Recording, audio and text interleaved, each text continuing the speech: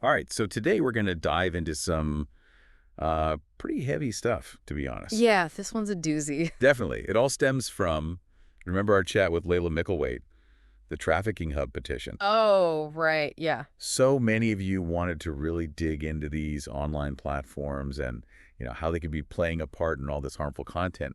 I thought, okay, let's zero in on Pornhub for this one. Yeah, let's use that interview, all that info, as our jumping off point. Exactly. So we've got this transcript, right, from that interview, Yeah. which, I mean, honestly, it's pretty revealing. Oh, it is. It's long, but wow, there's a lot in there. And it really helps us go beyond just, the headlines and sound bites, get into the nitty gritty. Like, what are the actual accusations? What's the evidence? Right, exactly. And for our listeners, you want to grasp this whole situation, right? All the sides, the crucial points, but without getting bogged down in like a data overload. Information overload. Yeah, it's easy to get lost in the weeds. Oh, totally. So we're here to kind of distill all that, present it clearly, and highlight those moments where it's like, oh, okay, now that makes things clearer. The light bulb moments. Yes, light bulb moments. Mhm. So first things first, this trafficking hub petition, they're not just looking for some minor tweaks, are they? This isn't just about content moderation. Oh, no, not at all. Their goal is way more decisive. They want Pornhub shut down completely. Wow. Yeah. Okay, so why? What's the main driving force behind that? Well, the petition lays out some really serious allegations. They're saying Pornhub is actively involved in enabling, distributing, and even profiting from, well, horrible crimes. Rape, child abuse, sex It's trafficking. hard to even hear those words. It is. And they also talk about something called criminal image-based sexual abuse, which is basically the non-consensual creation and sharing of sexual images. Okay, I see. So they're talking about like revenge porn and that sort of thing. Exactly. Situations where someone's privacy and consent are completely violated. Right. And the petition talks about the lasting impact of all this, right? I mean, these videos are out there and they can really haunt victims. Yeah, they talk about the immortalization of trauma because, Pornhub's huge. And once something's online, it can be really hard to get rid of completely. So for these victims, it's like the abuse never really ends, does it? It can just keep coming back. It's like a constant threat, a reminder of that trauma. And that can make healing and moving forward incredibly difficult. Yeah, it's like even if you manage to get some videos taken down, Yeah. they might have already been downloaded, re-uploaded somewhere else. Exactly. And it's not just the emotional scars either. I mean, this has real-world consequences, terrible ones. Oh, absolutely. I mean, you can't separate the online from the offline in cases like these. Right. The interview actually mentioned the high rate of suicidal ideation, like thoughts of suicide and even suicide attempts among people who've been victims of this image-based sexual abuse. Wow. So we're talking about lives being destroyed here. It's not just something that happens in the digital world, it spills over into everything. Exactly. And that's a point the interview really hammered home. So let's get into some of the specifics here. The interview itself was packed with some really disturbing allegations and evidence. One of the first cases they discussed was Serena Fluce. Can you kind of walk us through what happened there? So Serena's story is it's heartbreaking. She was only 13, maybe 14, when videos of her being sexually abused ended up on Pornhub. Oh, And according to her, when she tried to get those videos taken down, she was basically ignored. Or they asked her to prove she was underage and a victim, which how do you even prove that? Especially when you're a kid in that situation, it's just awful. it's horrifying. And even when they did take down some videos, because Pornhub had a download button on every video. Oh, wow. So anyone could save them. Yeah, users could easily download and then just re-upload them, so her trauma was just constantly being circulated. It's like a nightmare you can't wake up from. Yeah, it's relentless. And for Serena, it led to just this awful downward spiral. She dropped out of school because of the bullying. She started using drugs to try and cope with the pain. And she attempted suicide multiple times. It's unimaginable what she went through. It is. But there's a glimmer of hope here. She's alive today, and she's actually fighting back. She's suing Pornhub, the former owners, the current owners, even Visa, for allegedly being involved in profiting off of her abuse. Wow. Good for her. What else can you do at that point but try to hold those responsible accountable? Exactly. She's also going after the hedge funds that were involved in financing the whole operation. It's a big fight, but she's going for it. I mean, if anyone deserves justice, it's her. And there's this really damning detail about how Pornhub executives reacted when MasterCard flagged Serena's video as potential child pornography, right? Oh, yeah. This is where it gets really interesting and really disturbing. What, So they have these internal emails, and they show this conversation between some of Pornhub's top people, VPs, the CRO, and they're discussing what to do about MasterCard's inquiry about Serena's video. I can't even imagine what they were thinking. Well, what's crazy is they actually acknowledge in these emails that the video is likely child pornography. But instead of taking it down immediately, they're debating which option would make them look worse to MasterCard. So they're prioritizing their business relationship over a child's safety. That's exactly what it looks like. Ultimately, they chose to leave the video up, and it stayed there for months. It's just, I don't even have words. It's pretty shocking, and it gets worse. There are also these serious allegations about how they were handling, or rather not handling, the whole issue of verifying age and consent for the people in the videos they were hosting. Okay, yeah, let's talk about that. What was the situation there? Basically, it seems like for a long time, their approach was don't ask, don't tell when it came to verifying age or consent. They just didn't seem to care. So they were just letting anything and everything get uploaded. No checks. Pretty much. They basically put the burden on the users, or really on no one. The responsibility for making sure the content was legal, that people had consented, it just seemed to fall by the wayside. It's like the Wild West of online porn. That's a good way to put it. And remember Layla Micklethwait from the petition, she actually tested their system back in 2020. Oh, right. What did she find? She found that she could upload videos anonymously in minutes. All you needed was a basic email address, no real checks for age or consent. So basically anyone can upload anything. Pretty much. And this just made it so easy for illegal content, non-consensual stuff to just flood the site. It's like they were practically inviting it. It does seem that way. And then there's the case of the 15-year-old girl from Florida. This one really highlights the real-world dangers. Oh, right. The missing girl. Tell us about that. So this girl was missing for a whole year. And then her mom was alerted by a Pornhub user who recognized her daughter in 58 different videos on the site. 58. Oh, my God. Yeah. And these videos showed her being raped and trafficked. So this wasn't just some abstract online thing. It was a direct link to real-life exploitation and suffering. It's just, it makes you sick. It really does. And the interview also referenced that 2020 New York Times article, which really exposed the dark side of Pornhub to a wider audience. Oh, right. That was a big one. What did that article reveal? It went into detail about the widespread presence of rape videos and child sexual abuse material on Pornhub. They had specific examples like the girl from Florida and a 14-year-old in California whose sexual assault videos were also on the site. It's like they weren't even trying to hide it. Well, that article definitely brought things to light, moved the conversation beyond just, oh, it's just porn. Right. So what was Pornhub's response to all this? They claim to have taken down millions of videos, but what's the real story there? They did. They claim to have removed a ton of content. They went from something like 56 million videos at the end of 2020 to about 5.2 million today. Okay, so that's a pretty big drop. But what about the timing of when they finally implemented some kind of age and consent verification? Right, the Yodi system. That's a key point. They only started requiring that for new uploads in September of 2024. So, well, after all the criticisms, the New York Times article, even after they were bought by ethical capital partners. Exactly. And for a long time, they were only really focused on verifying the age of the person uploading the video, not everyone in it. Which, as we heard in the interview, isn't enough.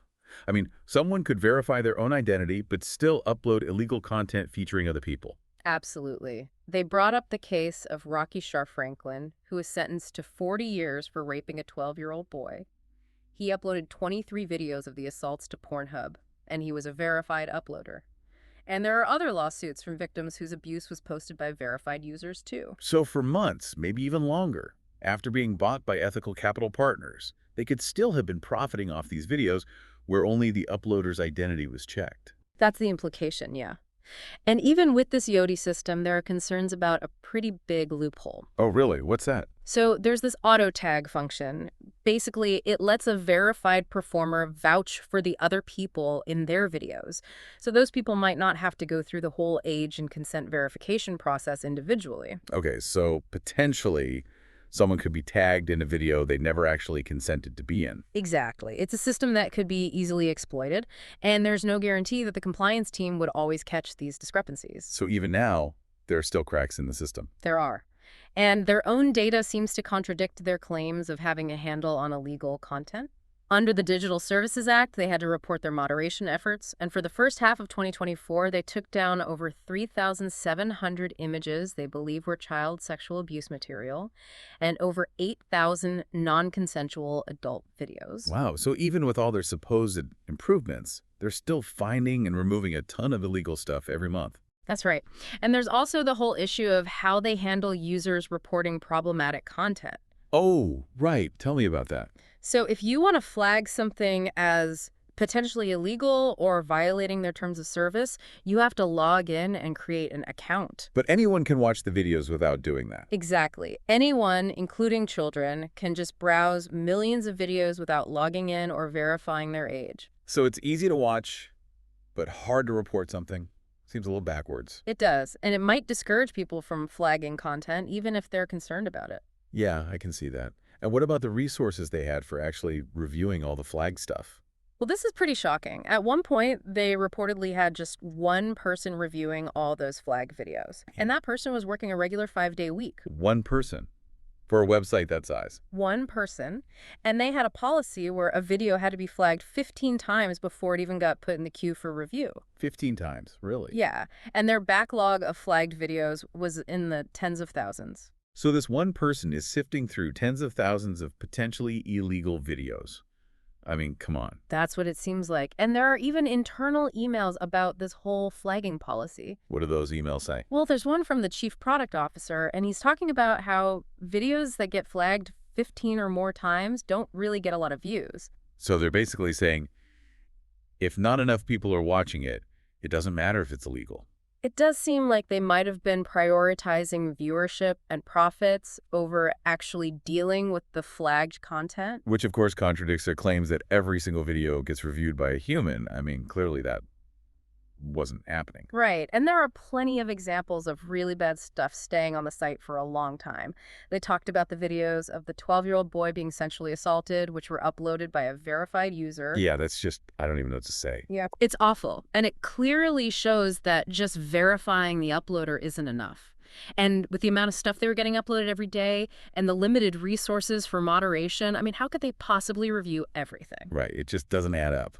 Okay, so let's shift gears a bit and talk about the business side of Pornhub, the ownership history.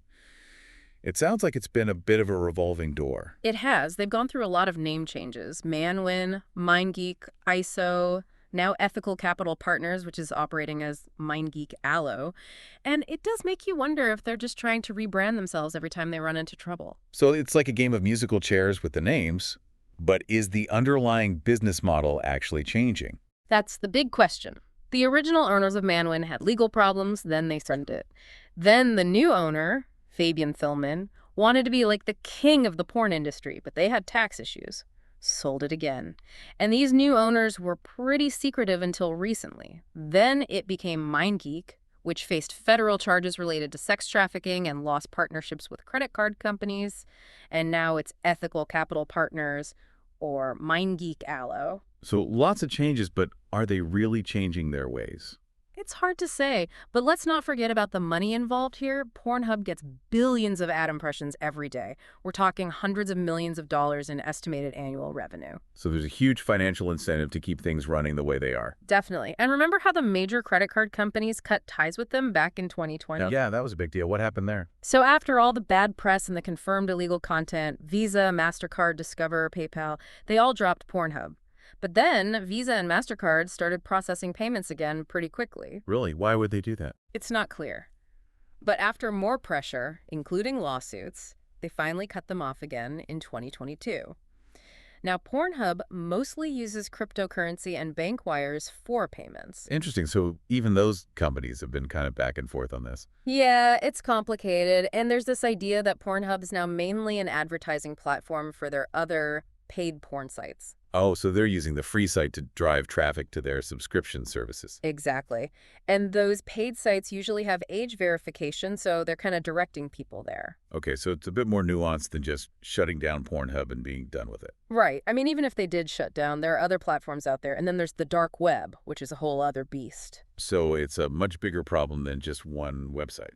It is. And that's why the petition is focusing on the financial institutions, not just on Pornhub. Right, they want to hit them where it hurts, in the wallet. Exactly. They want Visa, MasterCard, Discover, all of them, to adopt policies against working with any user-generated porn site that doesn't reliably verify age and consent for everyone in every video. So kind of like the anti-money laundering policies they already have. Right. If they can cut off the money, it could really make a difference. Okay, that makes sense. Yeah. And what about the legal side of all this? Well, in the U.S., adult pornography is protected as free speech under the First Amendment. Right, but child sexual abuse material is obviously illegal. Absolutely. But the problem is, the laws against illegal online content aren't always enforced very well.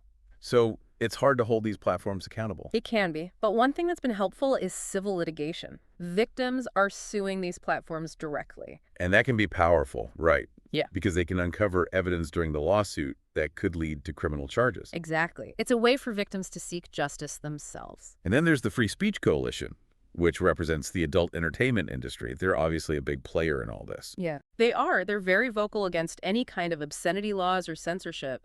They've fought against regulations regarding the depiction of minors in porn, even when it doesn't involve actual minors. So they're defending even that kind of content. They are. And some people argue that their stance has contributed to the whole teen genre in porn, which is obviously problematic. Yeah, it's a slippery slope for sure. And then you have the whole issue of AI-generated child sexual abuse material, the deepfakes. Oh, yeah. That's a whole new level of disturbing. We need to update our laws and law enforcement to deal with this new threat. Absolutely. It's scary to think about how technology can be used to create this kind of content. It is, and it's going to be a constant battle to stay ahead of it. So is there anything in existing law that could be used to address some of these problems? Well, there's USC 2257, which has been around since the 80s. It requires age verification and record keeping for the traditional porn industry, brick and mortar businesses. Right, the old school porn shops and stuff. Exactly. And some people argue that online platforms like Pornhub should have to follow those same rules. But they haven't been doing that. Apparently not. There are allegations that they've basically ignored this law. Wow, so they're not even following the laws that are already on the books. It seems that way. Okay, so let's talk about the people who defend Pornhub. What are their motivations and tactics? Well, it seems like they often try to deflect, deny, and discredit anyone who criticizes Pornhub, including the victims themselves. So they're basically just trying to shut down the conversation. Pretty much. And one of their favorite tactics is to paint any criticism as some kind of religious, right-wing, moral crusade. So they're trying to make it seem like it's about being anti-sex rather than about protecting people. Exactly. And there was this false claim about the Trafficking Hub petition saying it was started by an anti-sex shop group. Oh, right. I remember hearing about that. But Layla Micklethwait has said that she founded the petition herself, so it seems like they were trying to make the whole movement look less credible. It's a pretty low blow. It is. And then there's the current owner, Solomon Friedman. He's a criminal defense lawyer who's represented people accused of child pornography offenses. So the guy who owns this platform that's accused of hosting child sexual abuse content used to defend people accused of the same thing? Yep. It definitely raises some eyebrows. It does. Okay, so what can we take away from all this? Well, first of all, this is a huge problem. Human trafficking, sex trafficking, it's a global issue, and the financial interests behind it are massive. So it's not something that's going to be solved easily. Definitely not. But we need to start by raising awareness, educating people about the risks, especially parents. Right, we need to protect our kids. Absolutely. And we need to support the victims, make sure they get justice. And we need to work towards preventing this from happening in the first place. Exactly. It's a multifaceted problem, so we need a multifaceted approach. So to wrap up this deep dive, we've seen that Pornhub has been accused of some pretty awful things. They've made some changes, but are they really serious about fixing the problem? It's hard to say, but this whole discussion highlights how hard it is to regulate online content. There's the issue of free speech, but also the need to keep people safe. And the role of financial institutions is crucial. If they stop processing payments for these platforms, it could make a big difference. Absolutely. And we need stronger law enforcement, and we need to hold these platforms accountable. And this goes beyond just Pornhub. It's about all online platforms, the entire digital landscape. Right. It makes you think, what responsibility do they have to prevent the spread of harmful content? Yeah, it's a big question, and there's no easy answer. No, there isn't. So, to our listeners, I want to leave you with this thought. What do you think is the best way to tackle this problem? It's complex, it's global, but it's something we all need to be thinking about. It affects all of us, one way or another. It does. Yeah. So let's keep the conversation going. Absolutely. We need to keep talking about this, keep pushing for solutions, That's what we're here for. and hopefully we can make a difference. I hope so too. Thanks for listening, everyone. Thanks for having me.